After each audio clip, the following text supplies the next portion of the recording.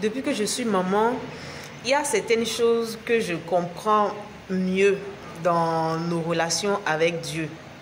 Quand Dieu dit, par exemple, que le royaume des cieux est pour ceux qui ressemblent aux enfants, j'ai un peu étudié le comportement des enfants. Par exemple, vous allez dans un lieu où il y a d'autres enfants, d'accord?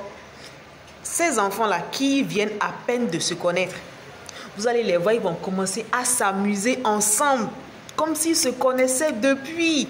Pendant que nous, les adultes, on est là chacun dans son coin. À peine même on se dit bonjour.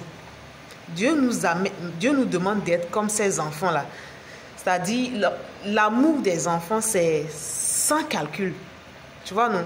Les enfants, ils s'en foutent de « Ah, toi, tu es de quel milieu social?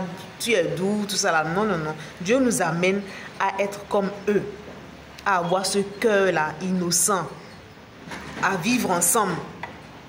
Autre chose aussi, des fois, l'enfant demande quelque chose de normal.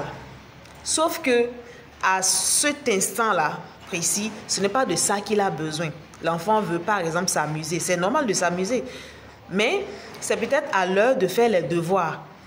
Ou bien c'est l'heure de se reposer. D'accord? Mais toi, parent, tu ne cèdes pas. L'enfant peut pleurer, tout ça là. Tu ne cèdes pas parce que tu sais que c'est pour son bien que tu le fais.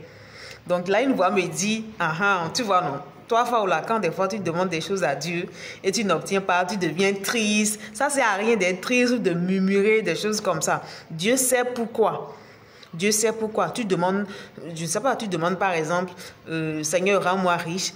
Dieu veut que tu sois riche, d'accord, pour être une source de bénédiction.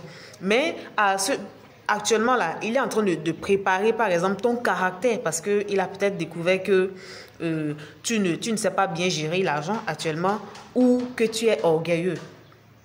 L'orgueil et l'argent, ça ne va pas ensemble. Donc, pour le moment, là, ce que tu demandes là, certes, c'est légitime, tu en as besoin, mais ce n'est pas pour maintenant. Et dernière chose que j'ai compris aussi, des fois, certains parents peuvent se reconnaître dedans. Tu tapes l'enfant, mais pendant qu'il est en train de pleurer, là, c'est encore vers toi, il revient pour le réconfort. Donc, Dieu dit que même quand tout va mal, d'accord, même quand tout va mal, même dans les épreuves, reste dans la présence de Dieu. Reste dans la présence de Dieu. C'est là que la solution se trouve. Et tout ce que Dieu fait, c'est pour notre bien. Même les épreuves et autres là, c'est pour notre bien, c'est pour nous forger, pour nous apprendre certaines leçons. D'accord? Donc, c'est ce que j'avais à partager avec vous. À plus. À bientôt.